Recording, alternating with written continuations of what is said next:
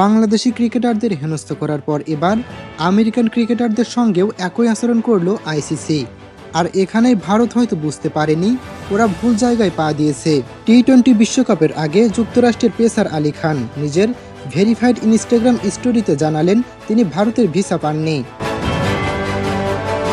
শুধু আলী খান একা নন, ভারতীয় সংবাদ মাধ্যম টাইমস অফ ইন্ডিয়া জানিয়েছে যুক্তরাষ্ট্র দলের আরও 3 ক্রিকেটার শায়ান জাহাঙ্গীর, এহসান আদিল ও মোহাম্মদ মহসিন তারাও নাকি ভারতীয় ভিসা পাননি।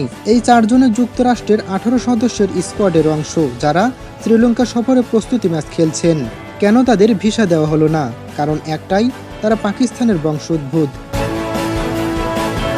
কিন্তু ভারত যেন এটা ভুলে গেছে তারা এখন আমেরিকান নাগরিক।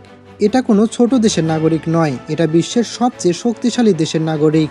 ভারত হয়তো ভেবেছে এটা সাধারণ একটি দেশের ভিসা বাতিল, কিন্তু বাস্তবে এটা আমেরিকান নাগরিকদের অপমান। ভারত অনেক দেশের সঙ্গে এমন আচরণ করে পার পেয়ে গেছে, কিন্তু প্রশ্ন একটাই, যুক্তরাষ্ট্রের সঙ্গেও কি সেটা সম্ভব? উত্তরটা খুবই পরিষ্কার, না। ডোনাল্ড ট্রাম্প এখন মোটেও ভারতের ওপর খুশি নন। ইতিমধ্যে তিনি ভারতীয় পণ্যের উপর 500% কর বসিয়েছেন, আর তিনি স্পষ্ট করেই বলেছেন নরেন্দ্র মোদীর উচিত তাকে খুশি রাখা। ভারত রাশিয়ার সঙ্গে তেল আমদানি রপ্তানি করায় ট্রাম্প আগে থেকেই ক্ষুব্ধ।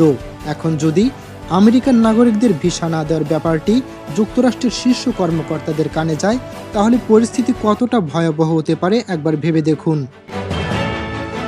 যুক্তরাষ্ট্র যদি মনে করে তাদের নাগরিকদের অপমান করা হয়েছে, তাহলে তারা কঠিন সিদ্ধান্ত নিতেই পারে।